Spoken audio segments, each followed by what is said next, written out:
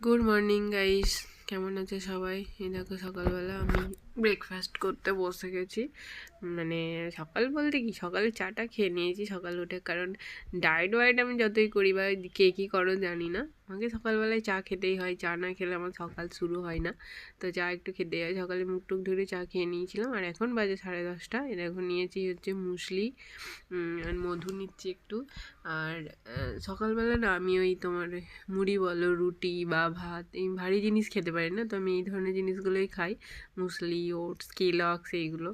তো একটু দুধও নিয়ে নিলাম। এরপরে দেখো রাত্রিবেলায় আমি চিয়া সিডস ভিজাতে দিয়ে দিয়েছিলাম।